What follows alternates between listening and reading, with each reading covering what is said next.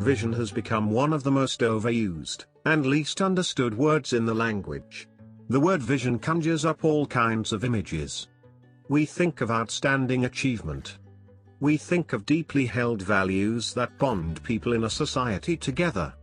We think of audacious, exhilarating goals that galvanize people. We think of something eternal, the underlying reasons for all human existence. We think of something that reaches inside us and pulls out our best efforts. We think of the dreams of what we want to be. And therein lies a problem. All of us know vision is important, but what exactly is it? A well-conceived vision consists of two major components: core ideology and an envisioned future. A good vision builds on the interplay between these two complementary yin and yang forces. It defines what we stand for and why we exist. That does not change. That is the core ideology, and sets forth what we aspire to become, to achieve, to create. That will require significant change and progress to attain the envisioned future. To pursue the vision means to create organizational and strategic alignment to preserve the core ideology and stimulate progress toward the envisioned future. Alignment brings the vision to life, translating it from good intentions to concrete reality.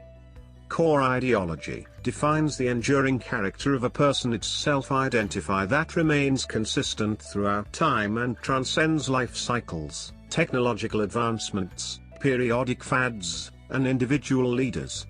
In fact, the most lasting and significant contribution of the visionary leaders is the core ideology, as exemplified by Mahatma Gandhi, who said, "I must first be the change I want to see in my world." He was a prime example of a commitment to values, as he freed India by appealing to the moral conscience of Britain and using satyagraha or non-violent action to reveal the immorality of the British Empire. Rather than corrupted by power, true leaders are elevated by power and exercise moral leadership.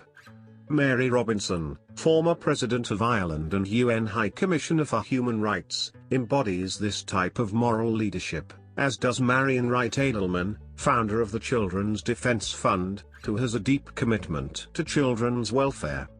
In business also, successful leaders have demonstrated the power of living their values.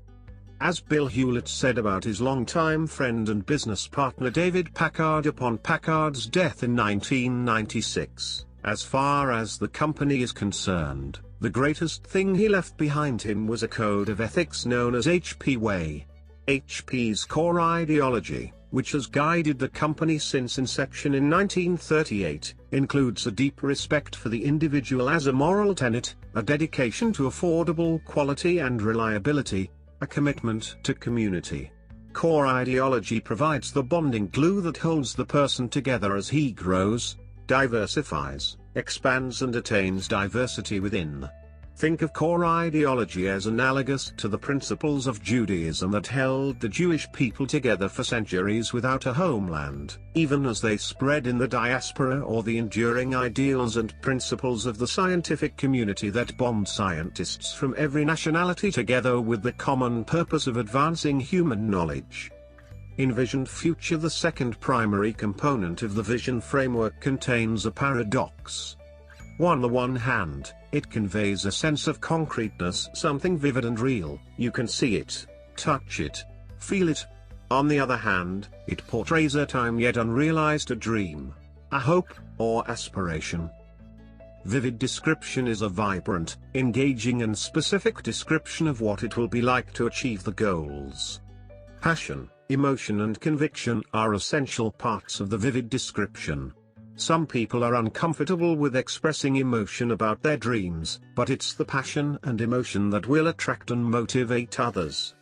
Winston Churchill understood this when he described the goal facing Great Britain in 1940. He didn't just say beat Hitler. He said, "Hitler knows he will have to break us on this island or lose the war. If we can stand up to him, all Europe may be free and the life of the world may move forward into broad, sunlit uplands. But if we fail, the whole world, including the United States, including all we have known and cared for, will sink into the abyss of a new dark age, made more sinister and perhaps more protracted, by the lights of perverted science. Let us therefore brace ourselves to our duties, and so bear ourselves that if the British Empire and its Commonwealth last for 1,000 years, men will say, this was their finest hour. It makes no sense to analyze whether an envisioned future is the right one. With a creation and the task to create future, not to predict the future, there can be no right answer. Did Beethoven create the right Ninth Symphony? Did Shakespeare create the right Hamlet? We can't answer these questions. They are nonsense. The essential questions about the envisioned future involve such questions as, does it get our juices flowing?